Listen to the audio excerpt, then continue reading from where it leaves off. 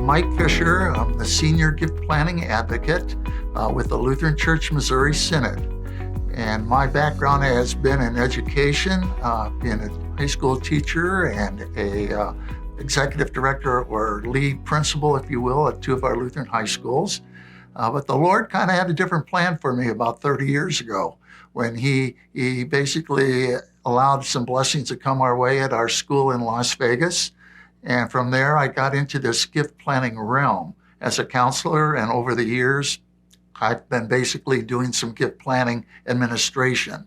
And Synod a few years ago decided, that's the LCMS, decided to initiate a new program called gift planning, which deals with helping people get their affairs in order, either in a Christian plan for their estate, or they may wish to do something with a non-cash asset that would benefit ministry. So that is a focus that Synod has really encouraged people to consider. We've had a good number of individuals that have directly supported Synod over the years, and we are looking at the fact that many of them are going to the Lord here in the near future. There's going to be this great transfer of wealth, and because many of them have been so faithful in supporting the work of the Lord, be it whether at the local site of their congregation or at the greater church, that we wanted to encourage them to think about one last time that they could make a difference for the kingdom. And so that's somewhat of the work that I do, and now I'm joined by a few other staff members that have helped me. We don't call this estate planning per se. We like to use the term gift planning, and it's under the theme that we have for our program called Blessed to be a Blessing. And that's from 2 Corinthians 8 and 9, where Paul encourages the members at that church to use their situation in life, the blessings God has given them, to bless others. So carrying on that theme, what we try to encourage people to do is take a look at what God has given them that has been built up during their lifetime.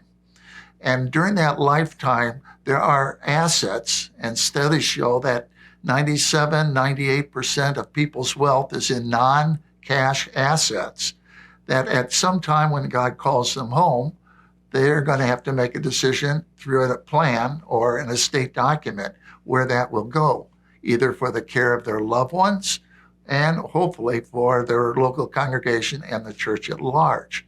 So we give presentations that help people understand all the ramifications that are incorporated or dealt with in an estate situation. And from that, with private, confidential consultations, we get all their affairs in order, to which then they take to their attorney to get implemented. And with that too, we also take a look at people's personal assets where they may have something they have a passion in their heart to do, and use some of those assets to fund the kingdom now and not until God has called them home.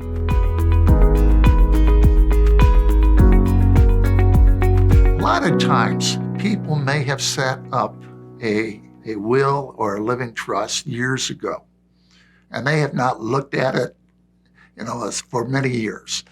And things change in life. Family members are added, or some family members have been taken to heaven. Different aspects with one's status in life has changed. They may have moved.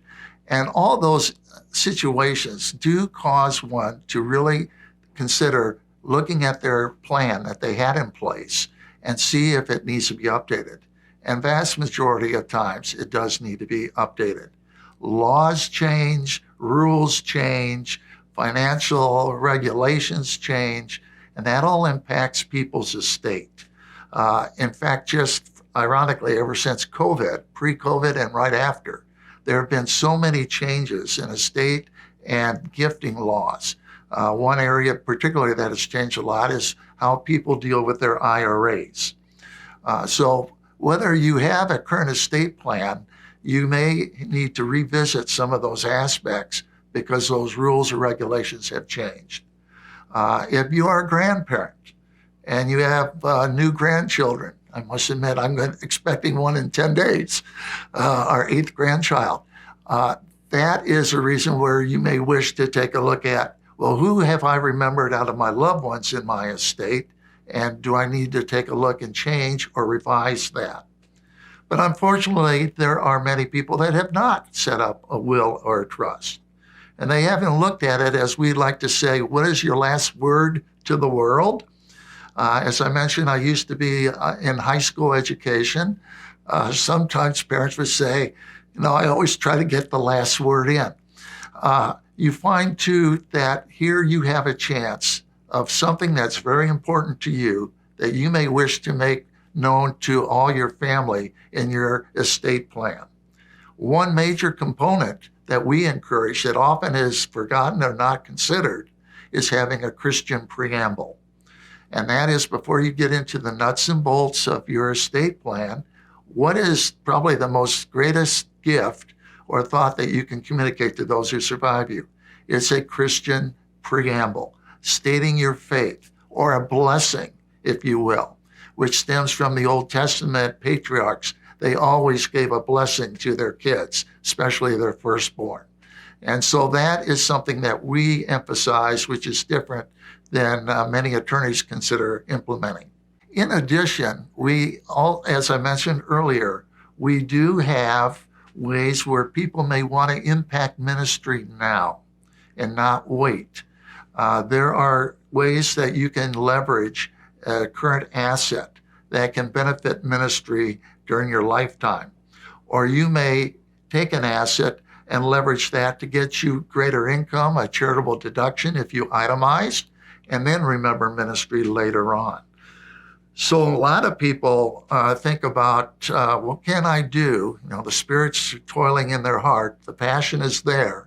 And that's what we want to do, is assist in that passion to then maximize the blessing. Again, we're blessed to be a blessing, not only for the ministry, but we could also bless our loved ones.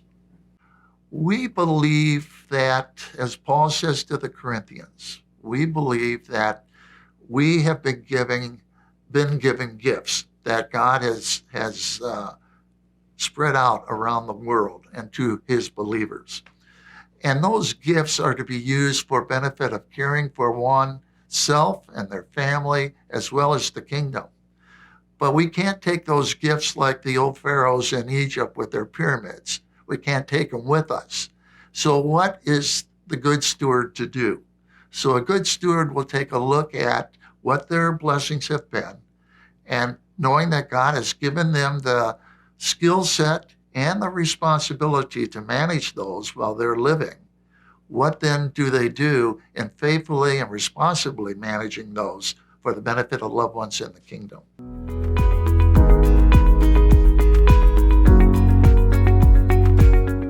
We are looking, it's an interesting stat here. There is in America a study that's been rolling over the course of the last 40 to 50 years, stating that there's going to be this great wealth transfer that's happening in America. And that has always been updated. First was started with Boston College back in the mid to late 90s. And at that time, they were saying something like $30 to $40 trillion that will go to the next generation. Well, that was updated about a year ago, saying that it was probably about $50 to $60 trillion. That's with a T, passing on to the next generation. So that's the silent generation, those that are still around, as well as all the baby boomers. Well, Bank of America just came out with a study about a month and a half, 2 months ago. And it said that it is 70 trillion dollars that will pass to the next generation by year 2050. But the vast majority of that will happen in the next 10 to 15 years. So we have a great opportunity, and that's one reason why Synod wanted to look at this new initiative, because it reminds us of that old story in the Old Testament, which was about a young man who was sold into slavery by his brothers. He was then put into prison because he was falsely charged by Potiphar. And he had 2 other members in the prison who had dreams. He interpreted those dreams. They got out of prison, Pharaoh had a dream. 7 fat cows coming out of the river, followed by 7 lean cows who ate the 7 fat cows. Well, Joseph, the one in prison, interpreted that dream, and Pharaoh put him number 2 in control of everything in Egypt. And for 7 years, there was great wealth and sustenance. And then there was 7 years following that with drought. And not saying that we're going to have a drought, but God has blessed his church magnificently. And we may be in this season of 7 years. And if the Spirit is moving at the believer's heart, then hopefully the believer will see, I can do something for ministry now. And so that is something that we are encouraging congregations and individuals to think about gift planning.